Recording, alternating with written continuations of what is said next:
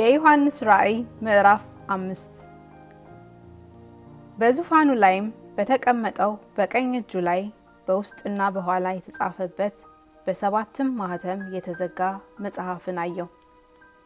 ብርቱም መልአክ መጽሐፉን ይዘረጋ ዘንድ ማህተሞችንም ይፈታ ዘንድ የሚገባው ማን ነው ብሎ በታላቅ ድምጽ ሲያውጅ አየሁ።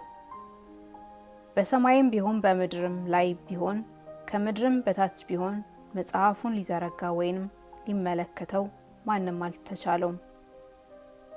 መጽሐፉንም ሊዘረጋ ወይም ሊመለከተው የሚገባው ማንም ስላልተገኘ እጅግ አለቀሱ።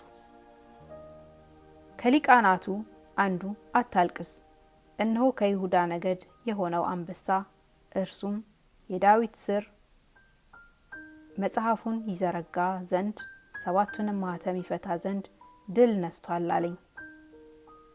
በዙፋኑና በአራቱ እንስሶች መካከልም በሊቃናቱም መካከል እንደታረደ በግ ቆሞ አየሁ።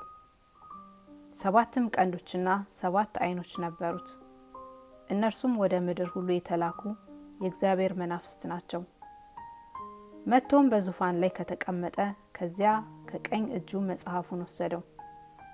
መጽሐፉንም በወሰደ ጊዜ 4 እንስሶችና 24ቱ ሊቃናት በበጉ ፊት ወደቁ።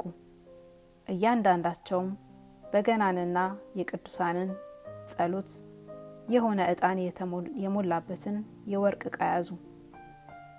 መጽሐፉን ትወስድ ዘንድ ማህተሞቹንም ትፈታ ዘንድ ይገባሃል።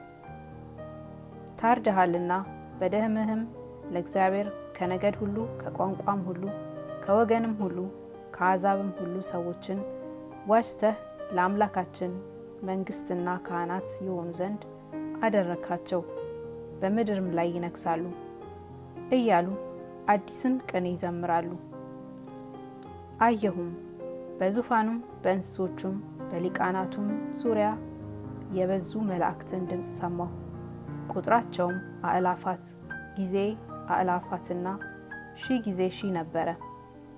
በታላቅም ድምፅ የታረደው በግ ኃይልና ባለጠግነት፣ ጥበብም፣ ብርታትም፣ ክብርም፣ ምስጋናም፣ በረከትም ሊቀበል ይገባዋል አሉ። በሰማይና በምድርም ከምድርም በታች በባህርም ላይ ያለ ፍጥረት ሁሉ በእርሱም ውስጥ ያለ ሁሉ በበረከትና ክብር ምስጋናም ኃይልም ከዘላለም እስከ ዘላለም በዙፋኑ ላይ ለተቀመጠው ለበጉም ይሁን ሲሉ ሰማው። 4ቱም እንስሶች አሜን አሉ። ሊቃናቱም ወድቀው ሰገዱ።